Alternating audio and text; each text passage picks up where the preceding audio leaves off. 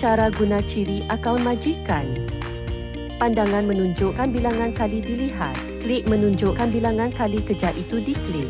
Sembang menunjukkan bilangan pemohon yang memohon kerja ini. Klik pratonton. Pratonton boleh melihat maklumat kerja. Klik padam akan memadamkan kerja. Klik kilat. Anda mesti klik shortcut.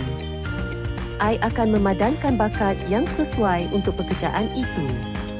Ini akan menunjukkan resume yang sepadan. Ini ialah markah ATS pencari kerja. Anda boleh klik sembang dengan pekerja. Anda boleh mengklik show sekali lagi untuk dipadankan dengan pencari kerja baharu. Klik sembang. Ini secara automatik akan membawa anda ke halaman sembang pencari kerja. Anda boleh berbual terus dengan pencari kerja. Anda boleh membuat janji temu untuk pencari kerja. Klik salin untuk menyalin dan menampal kerja. Klik di sini untuk berkongsi kerja. Klik di sini untuk memohon perkhidmatan had kunting. Carijo boleh membantu anda mencari pekerja.